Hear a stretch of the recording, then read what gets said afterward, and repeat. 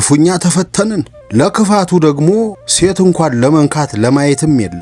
ታዲያ ቢቸግረኝ እኔ የአንበሳው ሽማ ያስኩ። መቼም ጉድ እኮ ነው። ለካ አንበሳዋ ፍቅር ይዟት ኖሮ ጧት ሚዳቁ አድና ካምፓችን ፊት ለፊት ቆማ ታገሳለች። መጣችልህ ሲሉኝ እወጣና አቀበላታለሁ። ምሳ ሰዓት ሰሳ አድና ትመጣለች። መጣችልህ ሲሉኝ እወጣና አቀበላታለሁ። ከስንት ዓመት በኋላ ስሰማ ያች አንበሳ 50 አለቃ ከሌለ ምን ሕይወት አለ ብላ ነው መሰል 6 ኪሎ በፈቃዷ ገባች አሉ። ለካ ለአንበሶች 6 ኪሎ እንደ ገዳም ነው በል በቃኛ ለሚገባበት። ይኸውልህ ያች አንበሳ ጥሩ ነሽ ይሁን ብዙ ነሽ ተብላ ስመ ምንኩስና ተቀብላለች ሲሉ እሰማለሁ። ቆራጡን መሪ የሰደብኩት እንዲህ ነው። እኔ ያኔ ሬዲዮ ኦፕሬተር ነኝ። ሰንጥቅ በሰሜን ከበባውን ይስበር 101ኛ ብርጌድ ሜካናይዝድ ጦር የምዕራቡን ክንፍ ሰብሮ ወንበዴዎቹን በማርበድበድ አንበሳው ከውስጥ ፈንቅሎ እንዲወጣ ይርዳው 102ኛ ሜካናይዝድ ደሞ ሲል አቋረጥኩትና ምን አባክ ትቀላምዳለህ ጨምላቃ፣ እዛው የለመድክበት አትጨማለቅም እብድ አልኩት። ወይ መንጌ አለ። የፊጥኝ ታስሬ አየር ላይ እንዳለን መንግስቱ አላስቻለውምና ሬዲዮ አደረገ። ኦፕሬተሩ ሬዲዮውን ወደኔ ያስተላለፈ። እኔን ሰደብከኝ? እኔ መንጌ የአብዮታዊት ኢትዮጵያ ጦር ኃይሎች አዛዥ የኢሰፓኮ ዋና ጸሐፊ የሀገሪቱ ሊቀመንበር መሆኔን አታውቅም?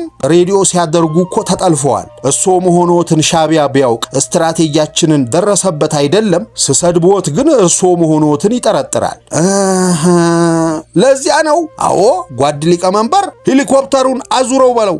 ከአየር ላይ ሳትወርድ የመቶ አለቅነት ማረግ ይስጡህ። ዘላፊ ሰፈር ከላይ መዘበቻ ጠጅ ቤት ራስጌዋን ደግፎታል። መካከል ላይ ድንቄም ሻይ ቤት፣ ኡኡቴ ባልትና ቦጭቅ ሳጠራ ስራ፣ መጋጫ ጫማ ቤት፣ ለካፊ ልብስ ስፌት፣ አሽሟጣጭ ወፍጮ ቤትና የዘላፊ ሰፈር ሸማቾች ህብረት ሥራ ማህበር ይገኛሉ።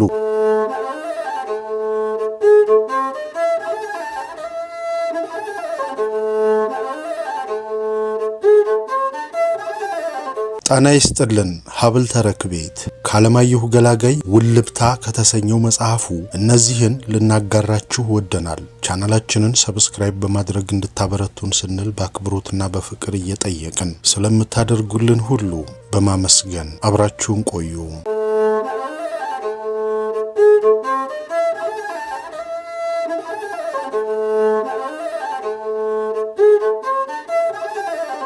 የዘላፊ ሰፈር ጀግና።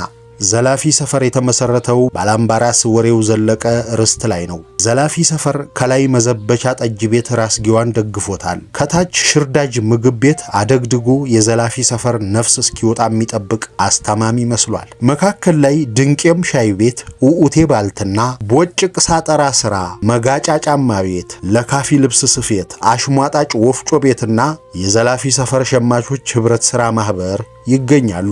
እነዚህና ሌሎች የንግድ ቤቶች ከመኖሪያዎቹ ጋር ተደምረው እንደ መሰዊያ ምኩራብ የከበቡት የባለርስቱን የባላምባራስ ወሬው ዘለቀን ባለ 2 ድርብ የጭቃ ቤት ነው። ባላምባራስ ከሞቱ ዘመንም የላቸው። ኩራተኛውን ቤት የሚወርስ አንድ ልጅ ብቻ ትተው አልፈዋል። ልጃቸው የትነበርክ ወሬው የዘላፊ ሰፈር ጀግና እንደሆን ይነገርለታል። ጀግንነቱ ማርኮ አንበርክኮ ወይም ገድሎ አቁስሎ እንደማይሆን ግልጽ ነው። ለዚህማ ዘላፊ ሰፈር አልታደለችም። የዘላፊ ሰፈር ጀግና ጀግንነቱን ዘልፎ ያስመሰከረ ነው። ጠላቱን በሽርደዳ በሽሙጥና በአግቦ ኩም ያደረገ ከፍ ከፍ ይላል። የሚፈልገውም ቢያደርግ ከልካይ የለበትም። ባፉ ይታፈራል፣ ይፈራል። እና የትነበርክ ወሬው በዘላፊ ሰፈር ባፉ የተሸረገደለት ለመሆን በቅቷል። ምላሱን ከሰገባው ሲያወጣ ዘመድ አዝማድ አይልም። አምቻ ጋብቻ አይመልሰውም። ያቆሰለውን ቀርቶ የገደለውን እንኳ በምላስ ከማንገብገብ አልፎ እጁን ለጥቃት አያነሳም። አንድ ጊዜ ሚስቱ ውሽማ መያዟ ይወራ በነበረበት ሰሞን እቤቱ አስደግሶ አዝማሪ አቁሞ ሚስቱን እንዲህ ሲል አዘፈነባት አሉ። ከጤፍ አቅም ሽርክት ካንቺ አቅም ውሽማ ተሾፋ አይደለም ወይ ይህን ሰሞንማ የበግ ወግ። ያን ሰሞን አሞኝ ከረመ። የታመምኩበትን ምክንያት አንበርበር ሲጠይቁ ተገርዞ ነው አሉ። ከአንገታቸው ይገርዛቸውና የታመምኩበትን እማውቅ እኔና አንድዬ ብቻ ነን። ሁከት ላስተምርህ በሚል በዱላ አናቴን የበጠበጡኝ ራሳቸው አንበርበር ናቸው። ከነሸለፈቱ ልጅ ጥግ አይደርስም ብዬ ራሴ ገረዝኩት ይላሉ አሉ። ያም ሆነ ይህ አሞኝ ከረመ። አንበርበር አያያዜን ሲያዩት ከህግ ባይሆን ከህሊና ወቀሳ አላመለጡም ኖሮ እንዳገግምበት እንደሳቸው አጭር ቀጭን በግ ገዝተው መጡ። ለገመምተኛ ሰው ገመምተኛ በግ ይገዛል። በጉ ማስጠንቀቂያም ነበረው። ማስጠንቀቂያው ያንጰርጵር ነው። ሳሚዮል ይሉኛል። እነሆኝ አንጰርጵር እላቸዋለሁ። ስሜ አንጰርጵር አይደለም አንበርብር ነው ከንቱ ከተቆጡ በኋላ ለማንኛውም በጉን ከሳምንት በፊት አትረደው። ለምን ከንቱ? ይሄ ምቀኛ ሕዝብ አይኑ ደም ይልበሳ። በጉ በእኔ ሊያገግም ነው ወይስ እኔ በሱ? አልገባኝም። በገመምተኛ ጉልበቴ እያመላለስኩ በጉን ሳር ማስጋጥ ጀመርኩ። መቼም በጉ የለም ማለት ይቀላል። አንጰርጵር የገዙት በግ ሳይሆን አቧራ የጠጣ የበግ መተማመኛ ዴክላራሲዮን ነው ማለት ይቀላል። ስለ በጉ እገልጻለሁ። በጉ ለቀድሞ ባለቤቶቹ ከበሮ ነበር። የፀጉሩ መመለጥ የሚያረጋግጠው ይሄንኑ ነው። ያ ግዙፍ የበጉ ባለቤት ዝናብ ሲሆንበት ጭንቅላቱ ላይ ጣል አድርጎት የሚወጣው ይሄንን መከረኛ በግ ነበር። ምናልባትም ሚስቱ ሲበርዳት በጉን አቀብሉኝ ብላ አንገቷ ላይ ተጠመጥመው ይሆናል። በጉ መቼም እሱ ፈጣሪ በግ ብሎ ስለፈጠረው ይሄንኑ ስያሜ መንፈግ ከእግዚአብሔር ጋር መጣላት ስለሆነብኝ ነው። ከአንገቱ እስከ ጭራው ላቱ ያላልኩት አውቄ ነው። ፍልጥ የገባበት ነው የሚመስለው። ሳር ለመጋጥ ጎንበስ ሲል የኋላ እግሮቹ ብድግ ይላሉ። ሳሩን ጎትቶ ሲነጭ የፊት እግሮቹ በተራቸው ብድር ይላሉ። የፊትና የኋላ እግሮቹን በማፈራረቅ እያነሳ በሚዛንኛ 1/3 የሳር ከነጨ በኋላ ፍዝዝ ቡዝዝ ብሎ በሐሳብ ይነጉዳል። ይህን ስመለከት ይሄ በግ ያሳለፈውን መከራ እያብሰለሰለ እንደሆነ ጠረጥራለሁ። ሐሳቡን ለማናጠብ ሳሩን ነጨት አድርጌ ስሰጠው ከጭንቅላቱ ጎንበስ ሲል ያመሰገነኝ ይመስለኛል። ሳሩን ከእጄ ላይ ነጨት ያረጋል። ካመሰገነ ምኑን በግ ሆነ?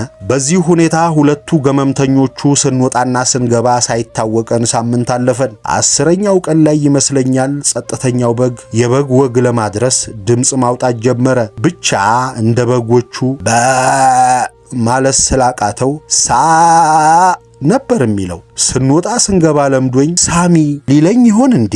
አው ደጃፌ ሳይከፈት ከረፈደ ሳሚ ይል ጀመር። ዘላፊ ሰፈር ጋሽ ጉርሙ በስተርጅና አጎታቸው መኪና ወረሷቸው። ለቅሶ ላይ አያብዬ ሲሉ ተሰሙ። አያብዬ ጉልበቴ ከላመ አይኔ ከደከመ ጉልበቷ የላመ ፍሬኗ የደከመ መኪና ታወርሰኝ። ማውረስህ ካልቀረ ቀደም ብለህ ሞተህልኝ ቢሆን ምን አለ? ያጎታቸውን ሰልስት አውጥተው ሰልስቷ የወጣ ሲትሮይን መኪናቸውን ይዘው ወደ ሰፈራቸው። የዘላፊ ሰፈር ሰው ለቅሶውን ረስቶ እልል እያለ መኪናዋን ተቀበለ። ዘላፊ ሰፈር አለፈላት ተባለ። ጋሽ ጉርሙ አብየት ነገ በሌሊት ጠበል ያደርሱኛል፣ አደራው እንቅልፍ እንዳይጥሎ። ሎትሮው በወረት ኋላም የዘላፊ ሰፈርን አፍ በመፍራት እሺ አሉ። ሲብስ ምክንያት ለመደርደር ከጀሉ። ነዳጅ ሲሉ እንገፋታለን የዘላፊ ሰፈር መልስ። ፍሬን ሲሉ እንጎትታታለን። ጋሽ ጉርሙ እንዲህ ሲሉ ተሰሙ። ጉድነሽ ዘላፊ ሰፈር የሰው ውርስ ወደ ራስሽ ማዞር። አንድ ቀን የታየች እናት 3 ኪሎ አሻሮ ጀርባቸው ላይ አድርገው ጋሽ ጉርሙን ተጣሩ። ቶሎ ነገም ዓመት ተነገ ወዲያም ሰንበት፣ ቶሎ ወደ ወፍጮ ቤት። ምርኩዛቸውን አስቀድመው ወደ መኪናዋ አመሩ። ጋሽ ጉርሙ ግልፍ አላቸው። እኮ ወዴት? አህያ መሰለችዎት? ወፍጮ ቤት? አየታየች እናት መኪና መሆኗን ረሷት። ከዛሽ ቀን አንስቶ ዘላፊ ሰፈር ተረብ፣ ስድብ፣ ልግጫ፣ ግልምጫ በመኪናዋና በጋሽ ጉርሙ ላይ ማውረድ ጀመረ። የመጀመሪያ ቀን ምክር መሰል የነገር ክርን አሳረፈባቸው። ጋሽ ጉርሙ አሉ የታየች እናት፣ የትየ ድንቂቱ ልጅ ምጥ የያዛት መኪናዋ ላይ ቢያሳፍሯት ነጠላዋን አይጥ በላባት። ኋላ ይሄ አይጥ ፍሬኑን በልቶት ገደል እንዳይከቶት። በቀጣዩ ቀን ክስ መሰል የነገር መጥሪያ ደረሳቸው። የጋሽ ጋረደው ልጅ ዝልቦ ክሱን አቀረበ። ጋሽ ጉርሙ ልብሴን ቀደዱብኝ፣ ያሰፉልኝ አለ። እንዴት ቀደዱብህ ሲባል መንገድ ዳር ቆሜ ጋሽ ጉርሙ ፍሬን እምቢ ሲላቸው እጃቸውን በመስኮት አውጥተው ልብሴን ይዘው ቆሙ። አይ ጋሽ ጉርሙ ዘላፊ ሰፈር ነገር ጠራቂ ሳቂና አሟሟቂ ሆነው ጋሽ ጉርሙን ማድበን ቀጠሉ። አንድ ጧት ሲነሱ መኪናዋ ላይ መሽናት ክልክል ነው የሚል ጽሑፍ ተለጥፎ አገኙ። በቀጣዩ ቀን መሽናት መከልከላቸው እልህ የከተታቸው ሳይሆኑ አልቀረም። ገርበብ ብሎ የማይገጠም የመኪናዋን በር ገመዱን ፈትተው የኋላ መቀመጫ ላይ ያው እንግዲህ መኪናዋን ለማጽዳት 10 ባሊ ውሃ ፈጀ። ቢቸግራቸው መኪናዋ ላይ ባህላዊ መቀስቀሻ ሴንተራል ሎክ ገጠሙላት። ምን ገጠሙላት? ደረደሩላት እንጂ ብረት ምጣድ፣ ሳፋትሪ፣ መዘፍዘፊያ፣ ገረወይና አንዱን ባንዱ ላይ አነባብረው ትንሽ ሲነካ እንዲናድና እንዲቀሰቅሳቸው መኪናዋ ላይ ጠመዱ። ያን ሌሊት አልተኙም። ሲናድ ሲነሱና ምንም ሲያጡ መልሰው ሲደረድሩ ሲናድ መጨረሻ እየተንኳኳ እየሰሙ በመሰልቸት ትተውት ተኙ። ጠዋት ባህላዊ መቀስቀሻው በሙሉ ተወስዶ መኪናዋ የበር ማሰሪያዋ ተከፍቶ 10 ባሊ ውሃ ቢቸግራቸው መለማመጥ ከጀላቸው የመኪናዋን ሞተር እያሞቁ ውሃዋን ሲቀይሩ ባጠገባቸው እንቅርት የምታክል ብቅል ይሁን አሻሮ ጣል አድርገው በብትር መሬቷን ጠቆም ጠቆም እያደረጉ የታየችናት ሲያልፉ የታየችናት ይምጡ ወፍጮ ቤት ላድርሶት አሉ። እቸኩላለሁ አለ አሽሟጣጭ ፊት አሳይተው። ይሄኔ ጋሽ ጉርሙ ግልፍ አለባቸው። እንደ ባጃጅ በ3 እግር እየሄዱ የኔን መኪና ይንቃሉ? ኤሊማ 4 እግር አላት። መንግስቱን ሰደብኩት፣ መንግስቱን ሰድቤዋለሁ አሉ 50 አለቃ። የቱ መንግስቱ? መንግስቱ ለማ? የማን ነው መንግስቱ ለማ? እሺ መንግስቱ ወርቁን? አረ መንግስቱ ኃይለ ማርያምን፣ የአብዮታት ኢትዮጵያ ጦር ጠቅላይ አዛዡን፣ የአብዮታዊት ኢትዮጵያን ሊቀመንበር። እሱማ ከስልጣን ከወረደ በኋላ ያልሰደበው አለ እንዴ? አረ በስልጣን ላይ እንዳለ አይዋሹ እንጂ 50 አለቃ። አልዋሸሁም። እና ገደልዎት? ቢገለኝማ ጥሩ፣ ግና ካንተ ጋር ማይለፍልፍልኝ። አኮረፉ።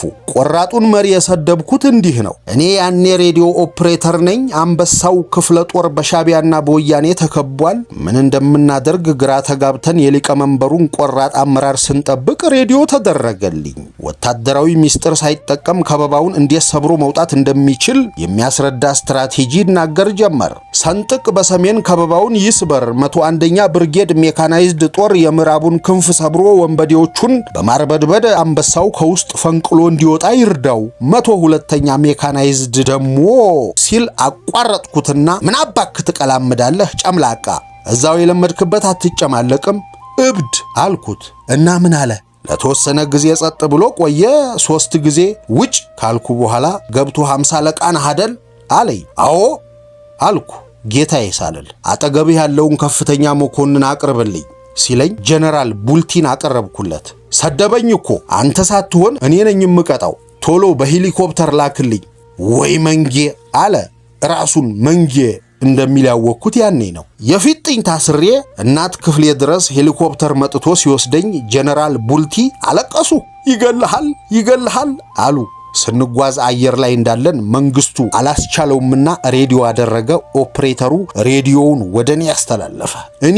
እኔን ሰደብከኝ? እኔ መንጌ የአብዮታዊት ኢትዮጵያ ጦር ኃይሎች አዛዥ የኢሰፓኮ ዋና ጸሐፊ የሀገሪቱ ሊቀመንበር መሆኔን አታውቅም አለኝና ውጭ ሲል እድሉን ለኔ ሰጠኝ። አውቃለሁ ውጭ። ታዲያስ ውጭ ሬዲዮ ሲያደርጉ እኮ ተጠልፈዋል። እሶ መሆኖትን ሻቢያ ቢያውቅ ስትራቴጂያችንን ደረሰበት አይደለም። ስሰድቦት ግን እርሶ መሆኖትን ይጠረጥራል።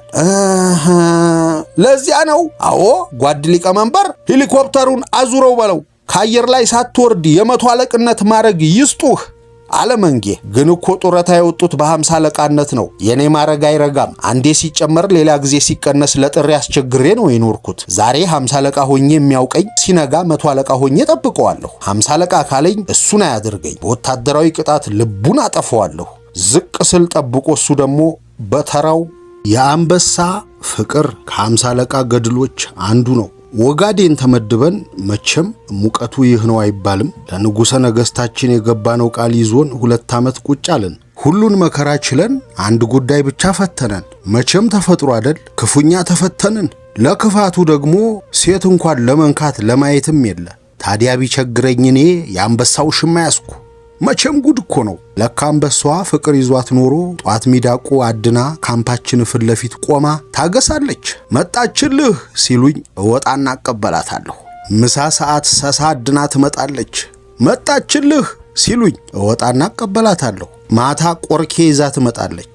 የኋላ ኋላ ባሏ ይሄን ሰምቶ ኖሮ ካምፓችንን ገንጥሎት ሊገባ ኮሎኔል አይኔ እያየ አባሌን በአንበሳ አላስበላም ብለው ወደ አዲስ አበባ በቅያሬ ላኩኝ። ከስንት ዓመት በኋላ ስሰማ ያች አንበሳ 50 አለቃ ከሌለ ምን ሕይወት አለ ብላ ነው መሰል 6 ኪሎ በፈቃዷ ገባች አሉ። ለካ ለአንበሶች 6 ኪሎ እንደ ገዳም ነው በል በቃኛ ለሚገባበት። ይኸውልህ ያች አንበሳ ጥሩ ነሽ ይሁን ብዙ ነሽ ተብላ ስመ ምንኩስና ተቀብላለች ሲሉ እሰማለሁ።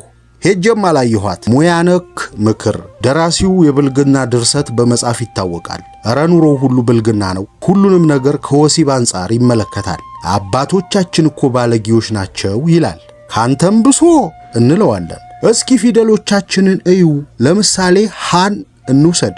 ከስሩ ጊደሯን ፈልቅቀው ወሰዱበት እንጂ የሚሰር ኮርማ ነው። ጊደሯንም ቢሆን ሆ አሏት። እስኪ ገጣጥሟቸው። ስሪ አይደለም። አፋችን ዝም ልባችን እውነትም ይላል። ሉ ደግሞ ሎን ሊሰርር የሚያሳድድ የበግ አውራ ነው። በቃ አባቶቻችንን ልባችን እንዳይንቅብን እየሰጋን። ጨዋ አባቶቻችን ፊደል አልቀረጹም? እኔ ጠየቅኩ። ቀርጸዋል። ለምሳሌ ጰ ቀሚሷን አንዘርፍፋ የተቀመጠች ሴት ወይዘሮ ያዩ ጨዋ አባቶች የጻፏት ናት። ይሁንና ጳና ጶ እግራቸው ያነሱ ዋልጊዎች ናቸው። በቃ አንድ ቀን ባለጌው ደራሲ እትዬ ገበያነሽ ቡና ሲቆሉ ደረሰ። አይኑ ግሽርጥ መስሏል። ብረት ምጣዱ ላይ አተኩሮ ከቡናው ጋር አይኑን አንከላውሶ እንዲህ አለ። እትዬ ገበያነሽ ቡና እኮ የሚቆላው እንደሱ አይደለም። ገና ሲሻፍድ አይኑን ሲያስለመልም ጠብቀው ሳይጨርስ በፊት ነው ማውጣት። ስትፈጩት ደግሞ የሚካኤል ያለህ። ቡናውን ትተው ጆሮአቸውን በሁለት እጃቸው ከድነው ቆሙ።